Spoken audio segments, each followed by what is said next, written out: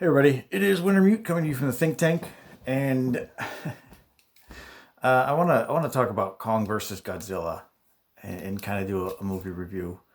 Um, this is not going to be spoiler free. As a matter of fact, I'm going to spoil the hell out of it because they done fucked it up. That's Angry Joe's thing. Yeah, you don't think he's copyrighted? Would he sue for that? Anyway, so Kong versus Godzilla. I grew up watching the Godzilla movies. I'm not a huge Godzilla fan, but I love and respect them for where they fall in the overall kind of in their contributions to culture and they're fun movies.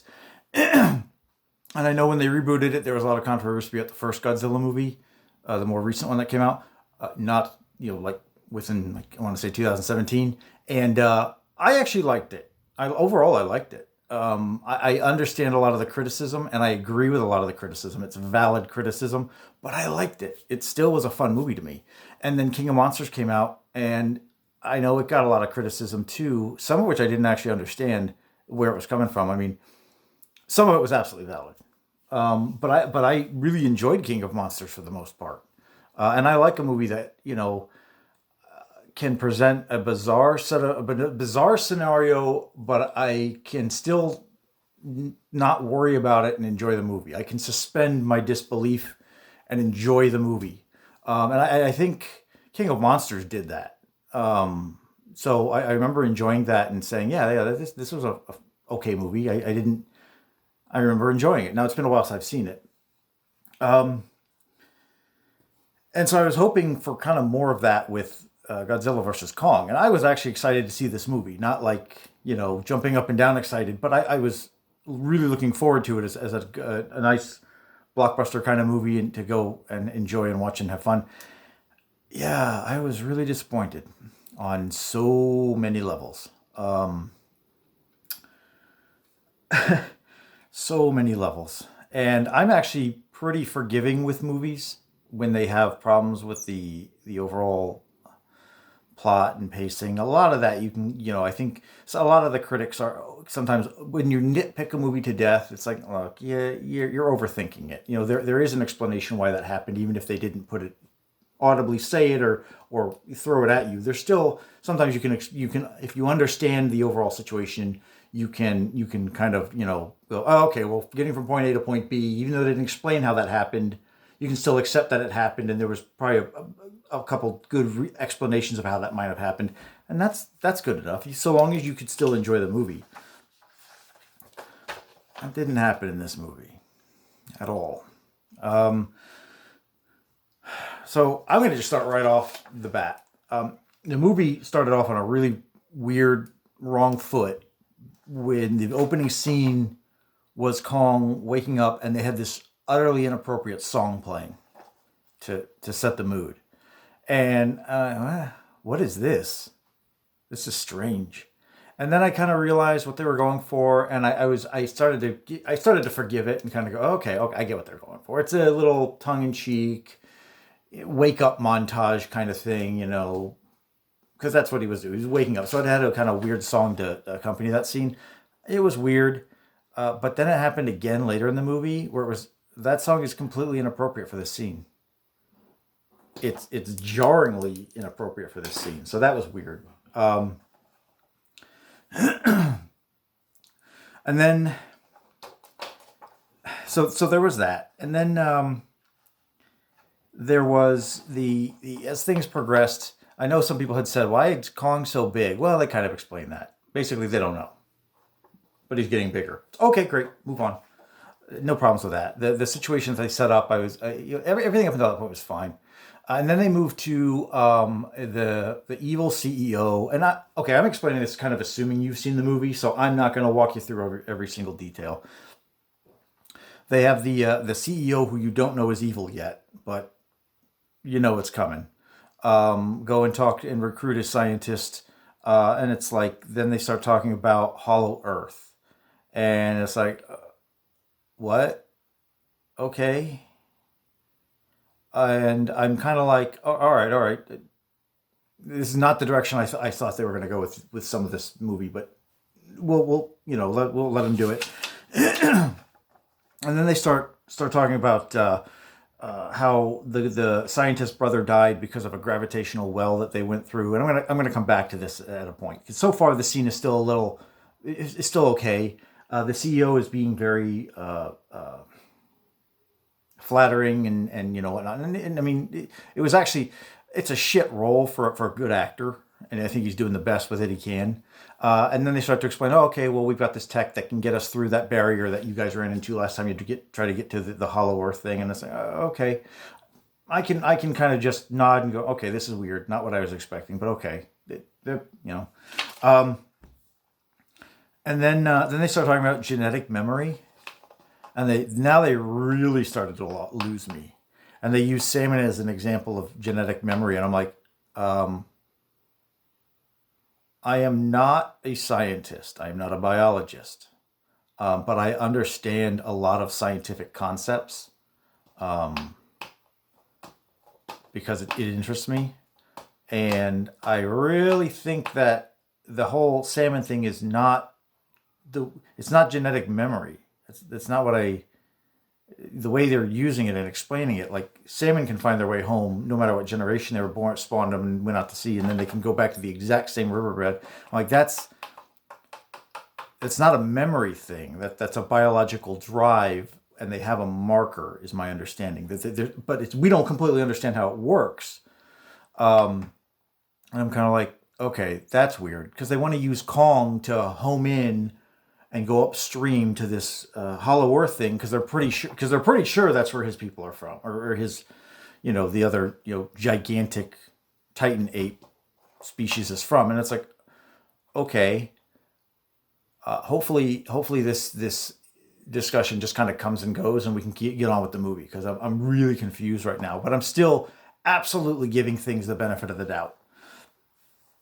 Um, and then I noticed the name of the company is Apex, and I'm like, oh, real subtle, guys. You just gave away your whole plot. The name of the company was Apex, as in apex predator. I immediately knew where they were going with this. Um, I called exactly how the ending was going to work before I sat in the chair, and this just confirmed it for me. Which I'll go into that later. Um, then they start talking about and they convince him to do things, and I'm going to skip ahead quite a bit, because a lot of the stuff in between some of these scenes that I'm talking about they aren't really worth going into, and some of them actually were okay scenes. There are a few things about this movie that I think they did really well, and I will give credit where credit is due. And they start talking about this power source that should exist in this hollow earth. And they think there's an ecosystem down there that would have supported Kong's ancestors.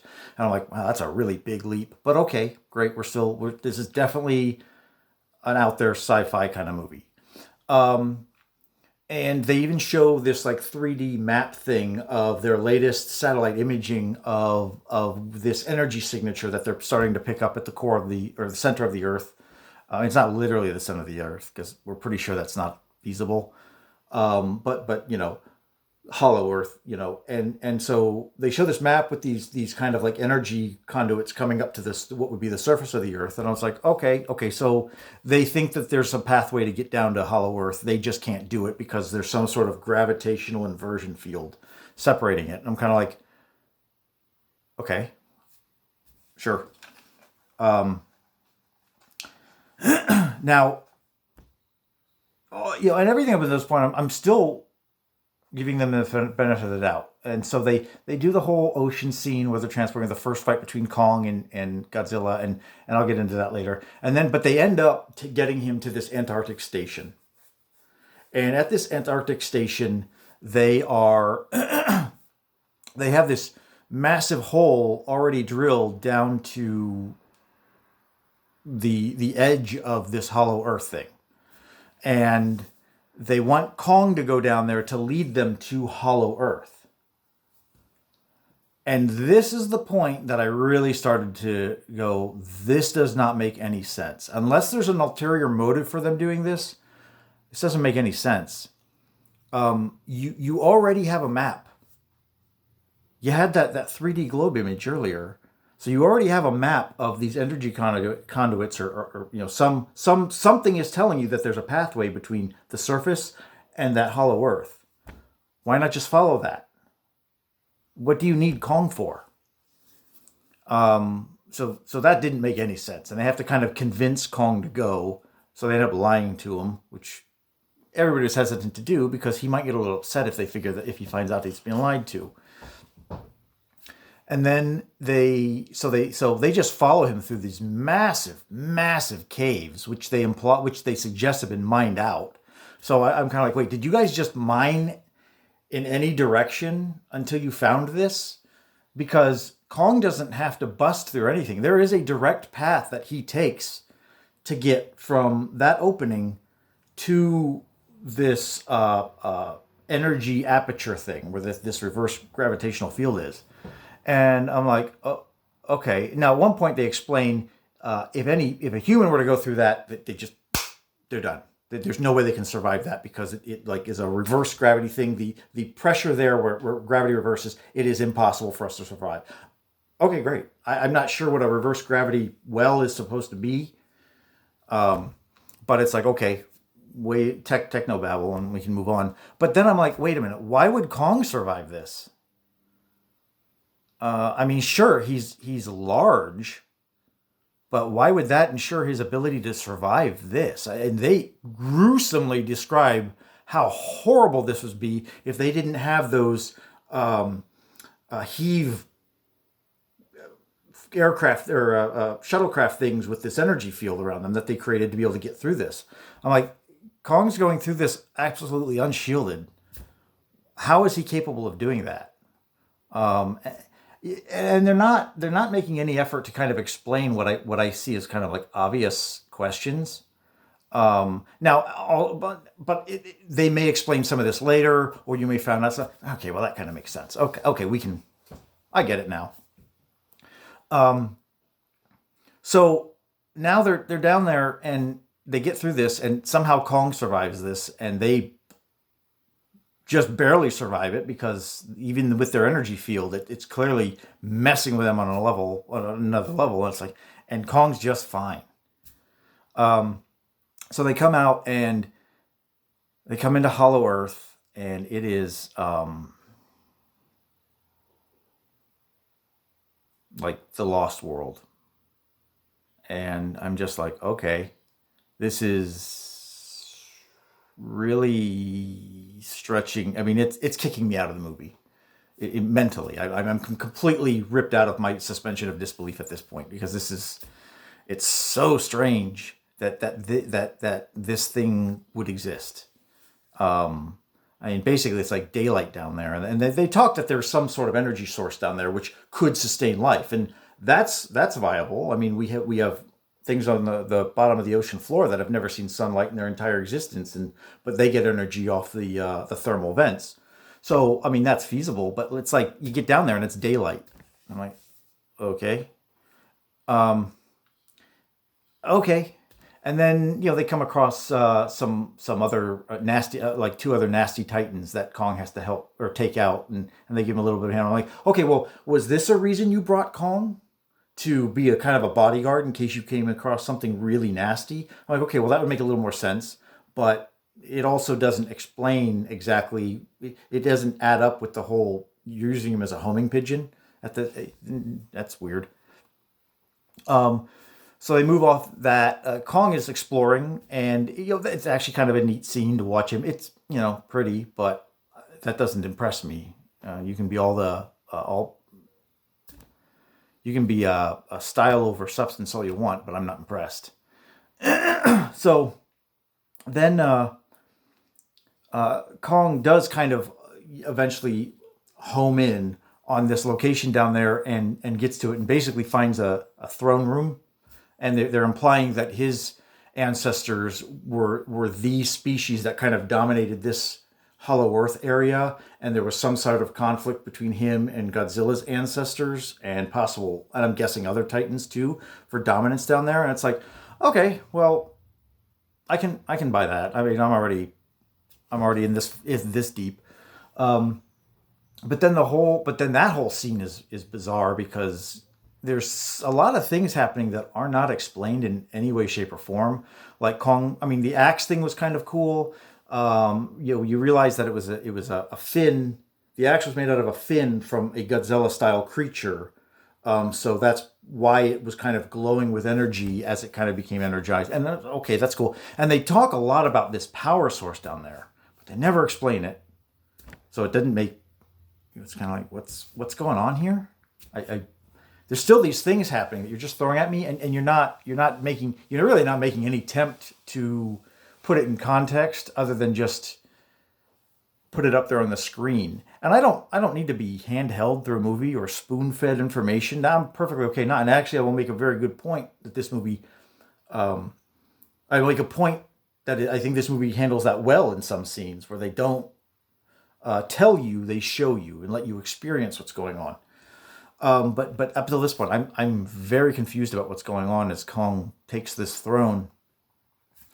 Um, but I'm still wondering to myself, why bring Kong at all? Because at this point, I'm kind of asking myself, it's like, look, you guys have uber advanced tech at this point, and they established it's only been 3 years since the big fight between Godzilla and Ghidorah, and you guys are already at an uber tech level. Now, I accept that there could be very rapid advancement from what happened.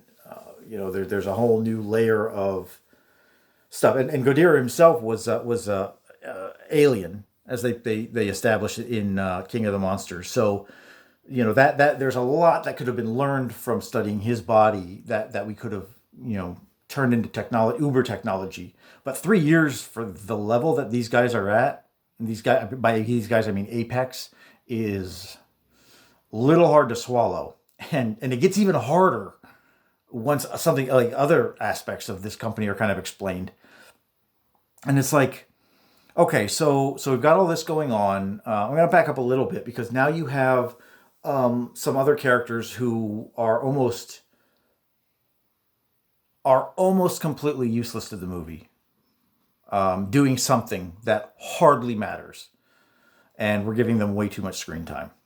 And that's I can't remember the character's name, but the actress Millie Bobby Brown, who's a good actress.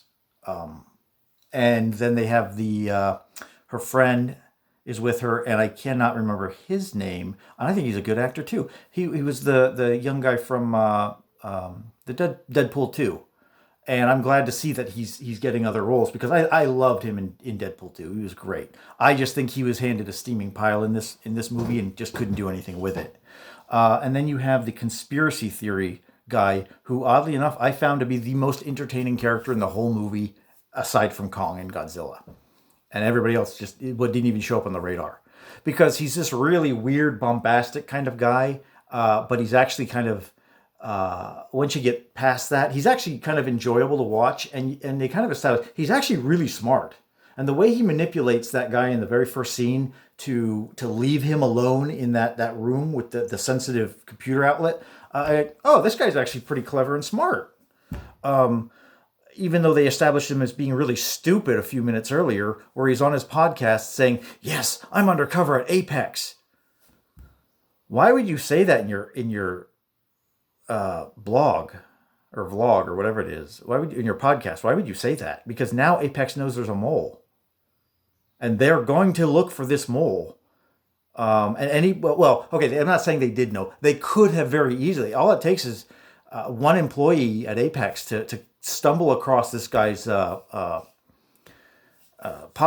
and go, whoa, we have a mole here who's spying on the. You take that stuff straight to security, and the next thing you know, you've got half your engineering staff purged, and then this entire facility, all their people get laid off just to clear out the mole, and it would make sense for Apex to do this when you realize what kind of company they are. So that was a really stupid thing they were like. Now, of course, stupid people or smart people can make stupid mistakes, and stupid people can have strokes of genius. But it was a very strange kind of thing. But the way he's a very bombastic kind of character, and kind of hyper focused on this on his conspiracy theories, I actually kind of found him to be somewhat amusing. And I know I'm probably alone in that, but he was way more interesting than the other two characters he was with.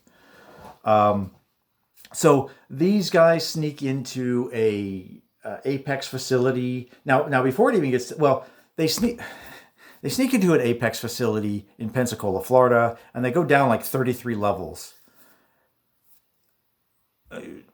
This is a personal thing on my part, so I'm just going to say it to get out of the way. I grew up in South Florida. Now North Florida is very different, but you're going to dig down 30 stories, which is going to be at least 330 feet or more, probably, into the nice, soft, sandy soil of the coastal Florida, where the water table is like sometimes it's 6 feet down.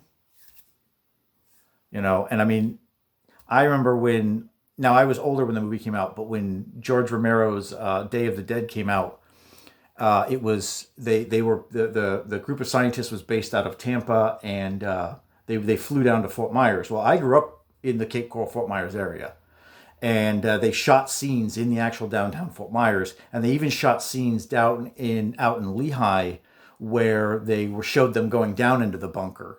Now, the researchers were actually supposed to be up outside of Tampa, but Tampa's not that far from that area. And so geographically, it's very much the same. Geologically, it's very much the same.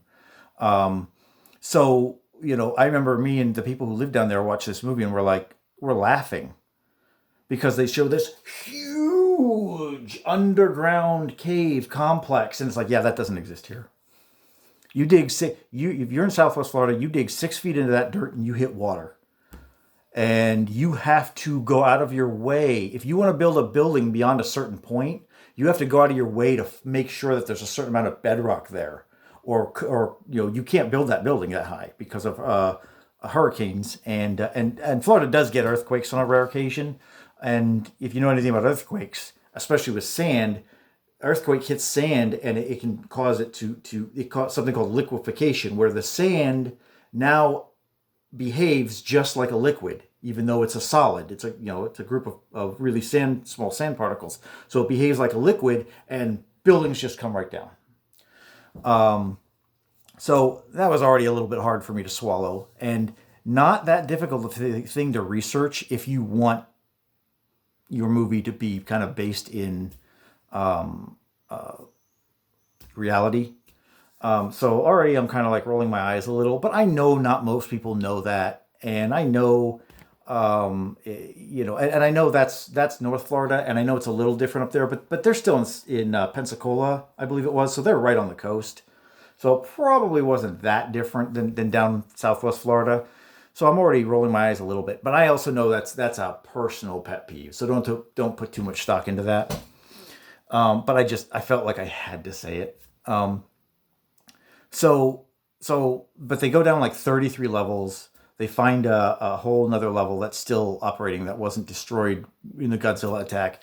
And then they get stuck on this monorail type thing where they're shifting resources from that location to Hong Kong. They have an underground tunnel that travels obviously extremely fast, and I don't think they told you how fast it was. I mean, it was definitely uber advanced tech, but it's literally traveling through an underground tunnel so deep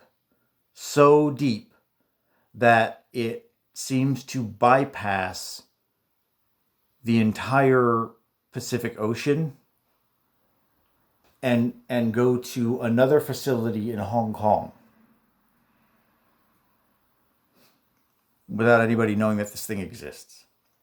And this thing was probably... Now, I will say this. Even if the company Apex started to build this thing, or at least develop it, and then start breaking ground on it as quickly as they could for emergency, they felt they needed to, that's still only like 6 years, because 3 years between the first Godzilla movie, and then King of Monsters, and then this was, and they do establish that it's 3 years after King of Monsters and here. And let's give them the benefit of the doubt. Let's say it was 10 years. I still don't think that was the case. That's still, that is a modern marvel, the likes of which is mind-boggling. Even if you give them a long allowance on the uber tech that they're building, and then nobody's going to notice this thing. I mean, we have people who watch for earthquakes, and we have seismic monitors, and you're going to drill all the way from Pensacola, Florida to Hong Kong, and nobody's going to pick. Man, this is weird. This needle is going nuts, but we're not getting any other seismic activity. Somebody needs to figure out what's going on. That would be a national news headline. So, and again, there's some Uber tech involved, and there's a lot of clandestine stuff going on with this company. So but even then, I found it very hard. And giving them the benefit of the doubt, I found it so hard to swallow that this thing could exist in secret. So I'm already really like, what the hell? And I'm like, oh my God. So they end up in, so these three characters end up in Hong Kong. I don't know how many hours later. And it's like, okay, well, turns out Hong Kong is exactly where Godzilla's going to, because for some reason he can figure out and sense what Apex is doing. And they don't say how he knows that.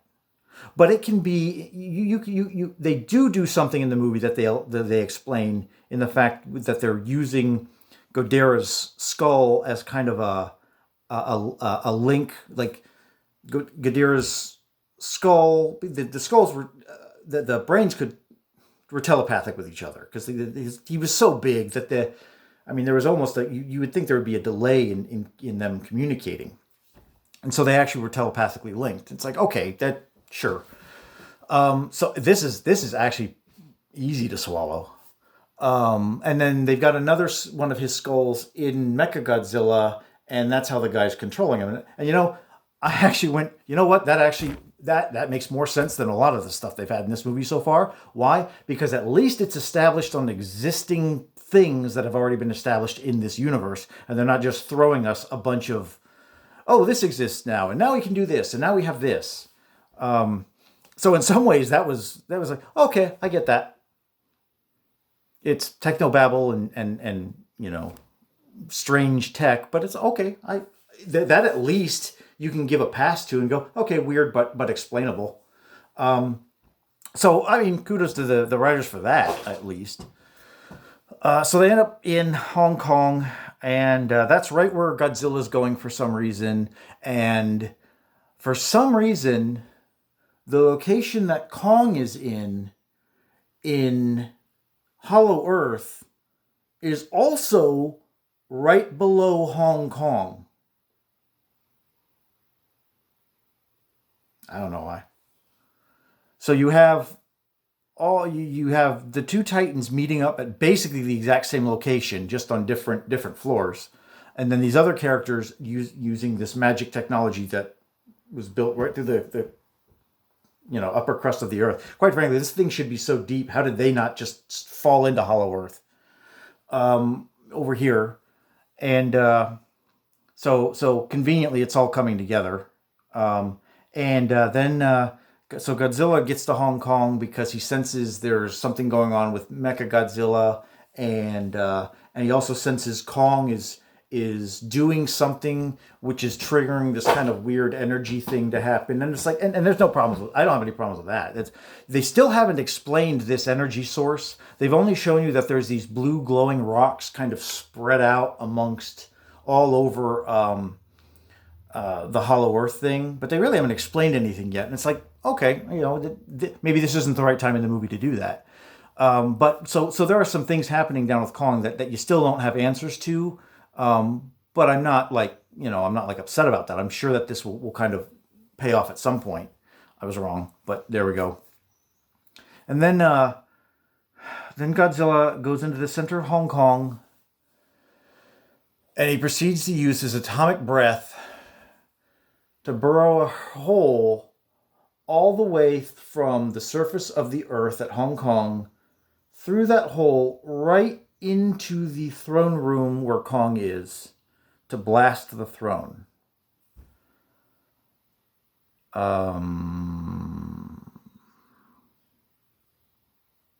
Okay. And I actually looked this up because I was legitimately curious. I was like, all right, what? How thick is the crust of the Earth? We'll just talk about the crust of the Earth. We're not going to talk about any other layers because we'll assume right now that the hollow Earth is obviously below the crust somewhere.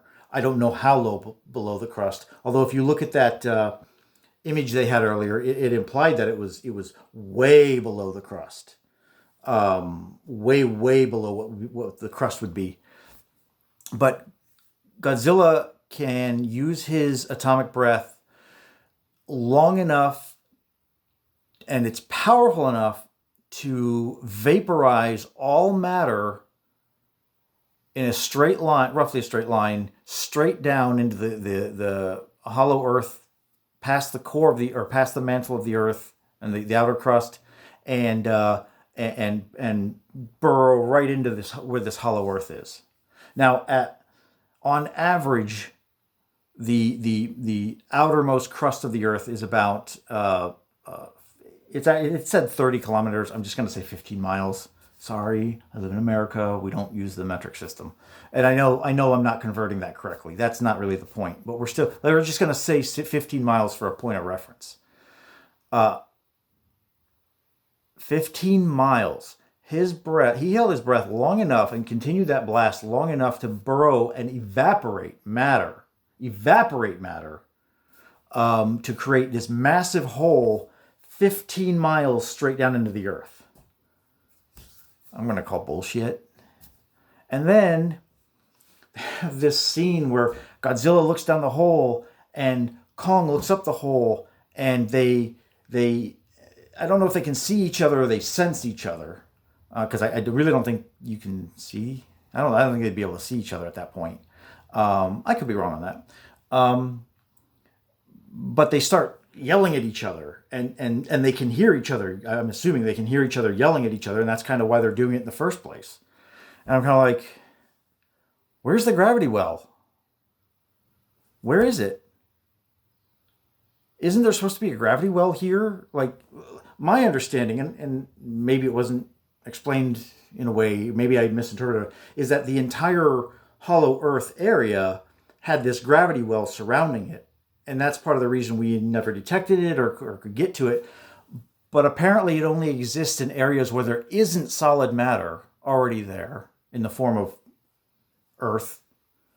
And so if you remove that earth, you could just have a direct access without having to worry about the gravity well crushing you to death.